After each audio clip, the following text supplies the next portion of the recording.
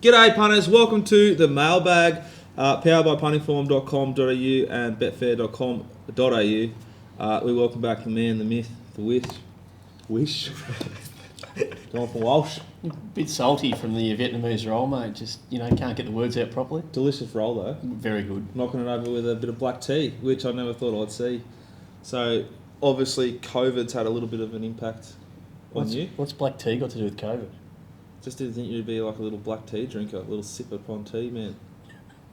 Just smash piss, flat stick and punt and that sort of stuff. Yeah, fish, punt, drink little throwdown stubbies, pat the cats. Throwdown stubbies, the grenades are good. I haven't had one of them for a while. Also, welcome, Peter.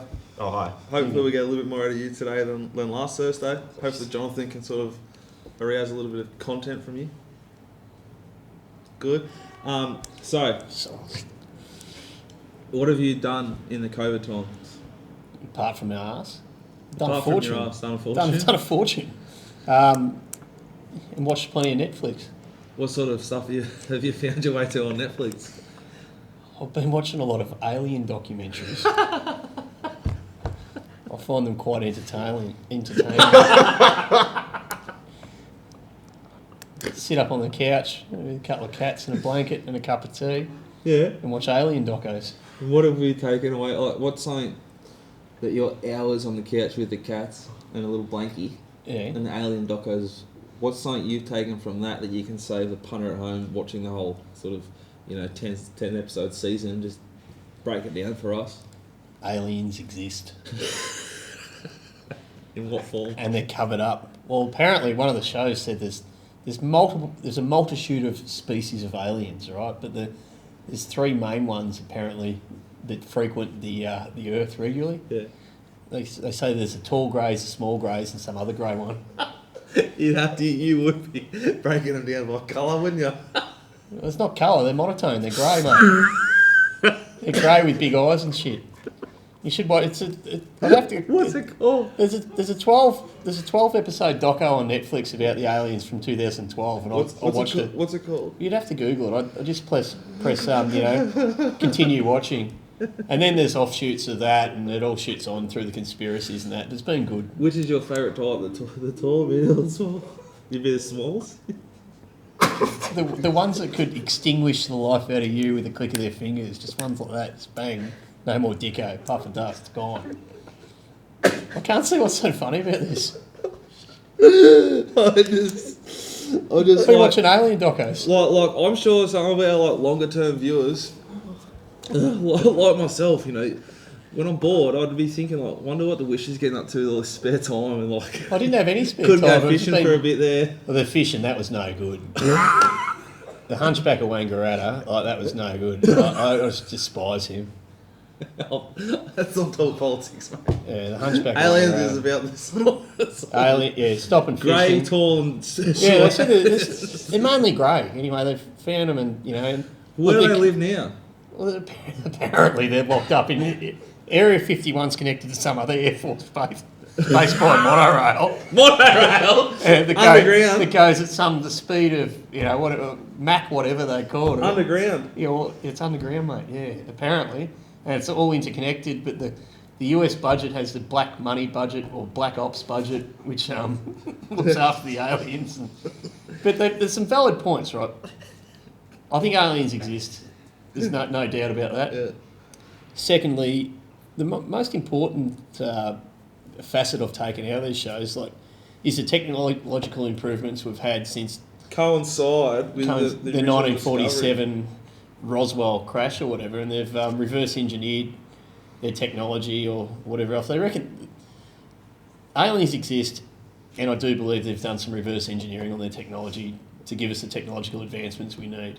But there's funny stuff there, like they're saying they've got, some alien on the gravy train who just sits down at Roswell with his feet up and helps him out. He's been there for 70 years or whatever I think that's a movie, mate. No, he sits there. He's probably smoking cigars and bloody whatever else. Who knows? But that's quite entertaining. But aliens exist, and I think the reverse engineered technology, reverse engineered alien technology to get us ahead. And I don't think anyone expected you to come on the show. And further to that, if you actually look through where like computers and mobile phones and radio and all that, it's all from defence budgeting and army type. How the aliens get here? Like, why? Well, how do you reckon they got here? They didn't just I don't know how walk through they got here, space. mate. I didn't know they They existed. had a UFO, you imbecile. But why don't we have UFOs now? Like, why are we still using rocket ships? Because that's where they reverse engineer the technology I watched from. the Armstrong movie last night. The big The rocket. moon landing's fake. There's no doubt about that. Moon landing's fake. Aliens exist and they've never been on the moon. That was shot at Roswell as well. Apparently. Allegedly. So while he's trying his COVID, bunkered down with a blankie and the cats and some tea, just digging into some deep conspiracy theories. And 4 million stubbies, because I won that. Thanks to Devon Meadows Footy Club, I cleaned out their bar with my $20 worth of raffle tickets, which I've eaten through a fair bit of that grog as well. I'm sitting in my shed by myself. As he sips on tea. Okay, punters, we're back to the valley. Let's get back on track here. We're back to Moonee Valley on Saturday. We've got the rails out 4 metres, which is a bit interesting, surprising, but we'll adjust. Moonee Valley's typically sort of on pace suited. We'll be with the rail out 4 metres. You'd think it would be with the rail out, but haven't raced there for a long time, so you'd expect that the surface is perfect. We'll watch and learn. On the show today, we're going to preview races 2, 3, 4, and 8. And before we start, we have got a new product on the mailbag.com.au. Cam Dean, who's got a wealth of experience handling AFL markets, handicaps, blah, blah, blah, blah. Proper judge, great information. Head to the website and try it. We'll be all over it. Oh, he's got a big reputation and well credentialed, so if you're sharing the wealth, there should be a winner in it. Pistol? Looking forward to it. Great show. First bet's already out, so I'm just still caught up on the aliens. Do you reckon the aliens believe in the change of tactics rule? I don't think anyone does anymore. Do you think some of the jockeys might be aliens, like the small greys with the shape-shifting? So they can meet the weight and all that sort of stuff? My mind is blowing right now. I've never even thought about that, but it makes so much sense. The small greys, they're 4 foot apparently, so, perfect. I think John Howard was it? John Howard's about my height. Yeah, small. He was a bit grey. Because they don't sleep much, the politicians. We know a lot of people that don't sleep much. One of them lives here in the penthouse. Anyway, let's get back to the valley. Race 2, 1600 metres. Liberate and La Charvelet sort of head the market there. Up comes Synth Hold, if Peter can be bothered. And a speed map, courtesy of myself. Boys, interesting race. Peter, I think you're going to talk about number 5, Smoke Bomb, who missed the last start. Yeah, he gets a jockey change. Jay Noonan off for Jamie Carr. And I'm pretty confident she can get the horse out of the gate and settle more forward like it has done previously. Horse wasn't suited at all last start, not suited against the day, got into a horrible spot. It was pretty solid late in terms of the market. It's actually got SP over Liberate. Pretty confident from gate 2. It can posse up no worse than the coffin. I reckon that will be a good spot to be there on Saturday. Keen to be with Smoke Bomb. I thought the race is really wide. I think Chloe's Day and Smoke Bomb are the two that were sort of the big forgive runs last start. I worry there's a lot of speed here though, and if Smoke Bomb's half slow away from barrier 2, it'll be sort of worse than it was last start. Be back near last on the fence. Alphaville was very good. It was a weak race, but it won it really well. Barbie's Fox backs up, went really good last week again. Gets flying. The wetter it gets, if it does get wet, that La Chevelle is just a beast. Loves the mud. I thought Liberate looks the most obvious. I think it'll start favourite. Ollie goes on. Carr slaughtered this thing last start. It should have probably won. Ollie beat it that day. I think the market's just about right though, and I don't really want to get involved in the race. You got anything? Yeah, market's right. I did the form initially and thought Smoke Bomb might be overs because of the run last start, but they haven't missed it, have they? No, they haven't missed it. La Chevrolet hasn't done nothing wrong in the prep. If it sits a bit closer, it's that horse that Moonee Valley sort of suits sometimes those horses that build momentum all the way through the run, and that's La Chevrolet is sort of a horse like that. It's drawn really nicely again. Yeah. Empoy's riding better than he has, like he's improving as a jockey, which is good. But I thought the winner would come from Barbie's Fox, La Chevrolet, Liberate and Smoke Bomb, which is which is really going out on a limb considering they make up probably 88% of the market. We're on this thing so heavily. Number 2. Race 3. 600 metres again. Older horses. There's the synth hold up, comes the speed map. Thoughts here, Peter? No real thoughts. Yeah, I mean, look, Heavenly Emperor was probably the one I was leaning towards, but there was a few angles there. Seems to position itself quite well, but there's probably a few others I could make a strong case for. So it's not really a race I'm prepared to jump into just yet. You go, Jonathan. Oh, okay. Get there. It's a strange map. Get in. It's a strange. Get in. It's a strange sort of map, and the weight. It's a difficult race. I mean, the two horses at the top are in the market, but they're both both got big weights, and Sikowski's drawn awkwardly in 11. Its map's not ideal, is it? No, so it's sort of hard, and then the other horses are coming up from weaker races. As a bookie, do you think Sikorsky drifts a bit from the sort of 290 it is now? It'll depend on what happens in the first 2 races as to the track play. The track play, yeah. Because obviously, if they're rolling off the camber and they can run on, well, it's not going to drift. If you've got to be closer to the speed, well, Ollie's going to have to push and 61.5. Yeah, there's a few. I'd want to be against the horse in run if he doesn't push forward regardless. Like you've been saying, the camber, momentum, you want to have a lot of momentum up with 61 kilos coming in the Well, and straight. Barrier 11's it's a really tricky race. I think he'll roll forward on the horse. Yeah, he'll roll forward, but it depends what. And then Holbein will probably get up underneath it. It's a couple of these Sydney horses coming down for Waller as well. You just don't know what sort of tactics they're going to show. Yeah. It's not a race I'd be wanting to bet into. Holbein's interesting on the quick backup. It was very good last start. I think it almost won. Thought Heavenly Emperor, number 3, maps to do as it wants. No worse than sort of like 4th in run. 1 from 1 track and trip. Got an SP profile versus, I think it's Strategic Fill and Kaplumpage. Yeah, Kaplumpage. Which makes it sort of the value out of those 3 here. They all about the same last start. I'm not overly keen, but I think sort of $9 Heavenly Emperor is probably one of the better value plays early on a Thursday for this race and for the whole card. I think they'll find this horse and it'll start sort of closer to $6-7. Race 4, boys. 1,200 metres.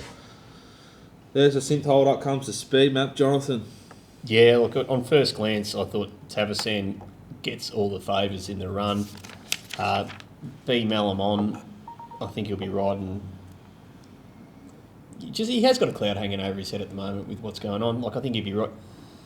If a jockey is looking down the barrel of getting rubbed out, they're going to be riding as hard as they can, as often as they can, to make as much money as they can to get them through there's nothing wrong with a bit of hunger. Yep. So it's drawing well. He is a good jockey, Malum. He gets all the favours in the run. Great again, won at Flemington, and there's a big difference from going down the straight at Flemington back to Moonee Valley. It hasn't been around the valley before. So, Pete, and Chris Caserta goes on. Yeah, and Chris Caserta goes on. It's an absolute gap job. It'll start $7 and won't win. But it depends if they're rolling off the camber. I don't know much about the Perth circuits. Well, Perth circuits are not tight as a general rule, are they? Not really. I mean, Ascot's probably about as tight as it gets. But the key thing for me is the horse has run 9 times on wet ground, and the worst it's finished is second. It won last start in the heavy 8 at Flemington. It will find a good 4 track there on Saturday, possibly even a good 3, depending on what sort of state the valley's in. But it's a completely different ball game for it. The valley is a Strathair surface, so they can dip their toe in a bit more. But even then, it needs like that genuine wet. You can't anything trained by Uncle Lindsay. You can't. I'll be laying it heavily. Mm. If I get to lay it anywhere south of like 450, I think it's a great lay. At SP, bigger than that last start. It's got a negative jockey switch. There's a lot of speed here. He's got barrier 6. He needs to think. He sat 3 wide last week on that good horse. down the street. Yeah, No, 800 metre race. He rode, Caserta rode a really good race on maybe Queen Ladiva or something it was called. Yeah. Lead. Music Bay got scratched. Yep. But then the next race where you thought maybe he's got a bit of confidence now. Because they're all just like, they're athletes, you know. They've got confidence, they ride well, they lose it, they ride poorly. I don't think he's back yet at all. And he sat 3 or 4 wide on that thing over 800 metres, no doubt. No saying it? No saying it, yeah. Same colours. I just think the price is poisonous. Tabasan's bomb-proof. Yeah. It's had 4 starts track and trip for a first, a second and a third, and then another time it missed. Spirit of Aquata loves to track and trip. It's flying. Dwayne Dunn. It'll be like smoking the pipe, and if I overdo it, it'll savage it late. Barrier 1, it could be 3 back the fence. I think Miss Ayano and Spirit of Aquata will benefit if they go real quick. The rest of them can nearly lead. Like Morrissey could lead, All Out Bossa Nova can lead, Ashlaw can lead, Great Again can lead, Tavasan can lead. There should be a really good tempo here. I was going to say, if they can run on, Morton Exceed's been in good form. It's fair.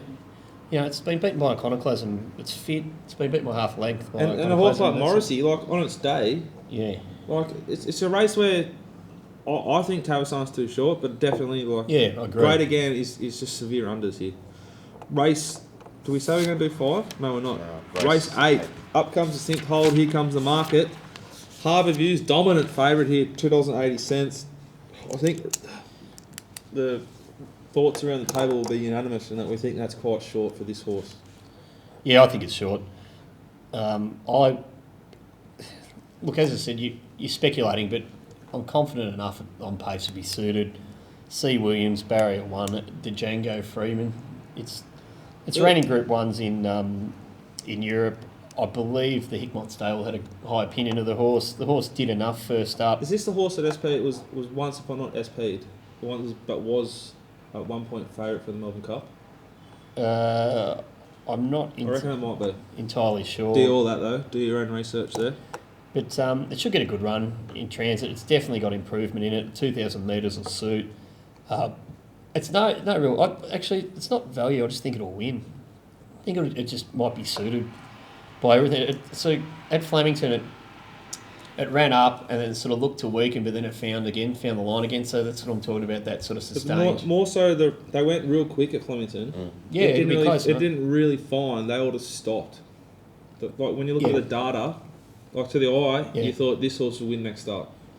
But then to the data, I wasn't as convinced. And then when the profile of this horse, I half think maybe, like I agree, but are they trying?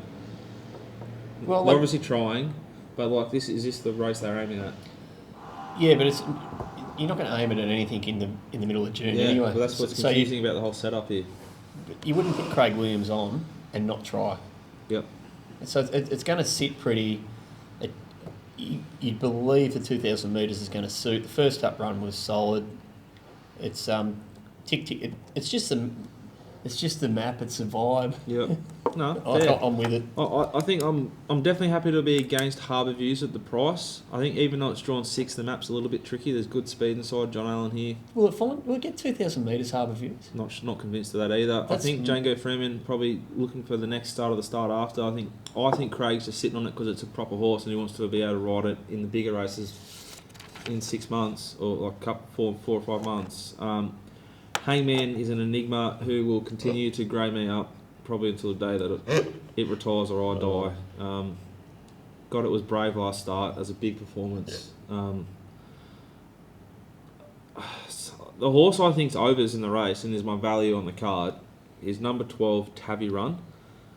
I think from barrier 8 it'll cross and it'll lead. I think that'll be suited on the day. More likely than not, by that time we're saying that's a good place to be. This is over 2,000 metres, so the patent bias is less relevant. I just think $17. It wasn't suited at all last start. I think it can improve. What's wrong with Salsamore? Nothing again. Gate 2. Yeah. Just be a bit worse though in run and need a lot of luck from there. There's a few of these horses that are around about the mark. And these are those sort of races. Sometimes at the Valley, you'll be up like going past a school, and Tabby Run or something will put a bit of tempo in, and it'll start to break up.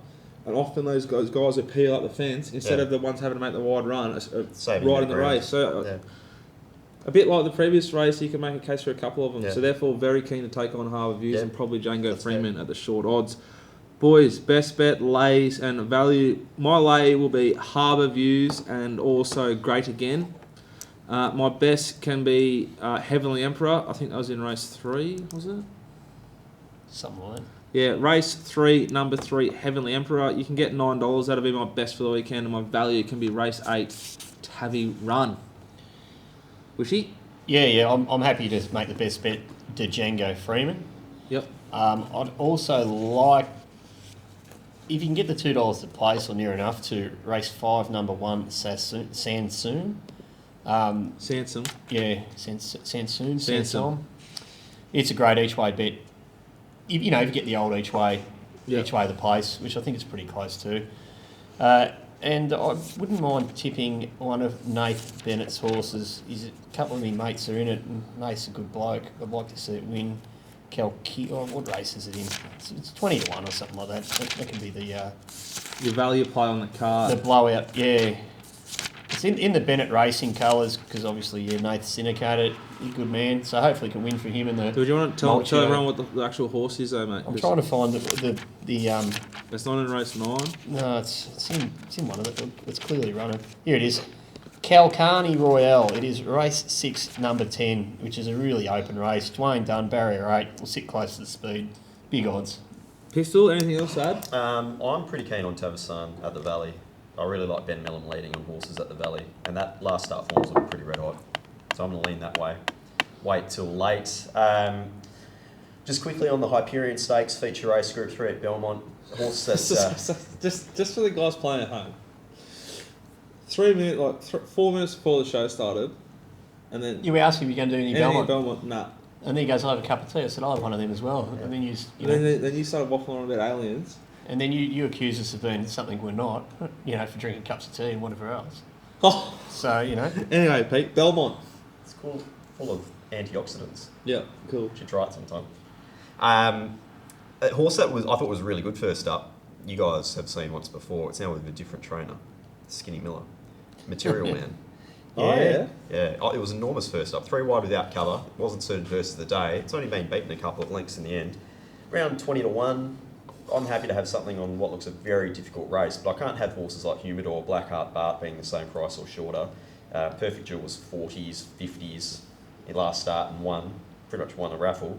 And I just thought horses like Angelic Ruler found that mystery spot in the Belmont Straight where it sort of seemed to skip over it. Gadding, I thought, was that's a great point. Go and find the replay for Angelic Ruler. Well, it's not the only horse as well. There's been a few of them that have found this little spot where they did a little bit around you know what it could be. Year. The aliens. It'll be one of Walsh's mates. They might have a monorail underneath the just when they go zoom, it goes whoa. No, it gives them a shock through the hoof. They jump. They jump. Yeah. No. More alien jockeys in at Belmont, at this point in the track, sometimes they jump something that's not there and cost them winning. Maybe only the horses can see it. Yeah, because it's like animal to animal. Yeah. That happened to me with one of those Moonee horses where it shied at the bloody... Speaking of animals, today's the 2-year anniversary of death when Jonathan and I almost left the earth. Yeah, wasn't much good. Hit the cow on the way home from Swan Hill. I bloody like that car too. First and last time I've ever been to Swan Hill. I did. That was a good Mondeo, that too. The new Mondeo's got too many technological advancements. From the aliens. And if anyone's just for a good example of why people take the piss out of Jonathan for his money savings sort of operation, which he is. He's very astute with his cash. We stayed in the worst joint. And how much did you pay? 0. Exactly. You would have paid $40, mate. I didn't pay 40. We heated something up in the microwave, went out and had a dart. Mid-dart, I look in, the kitchen's on fire because the microwave... It caught on fire, mate! I remember that. Yeah, it's not sweet. Oh, could have been worse. It's like we got killed. I should have thrown your clothes in the microwave.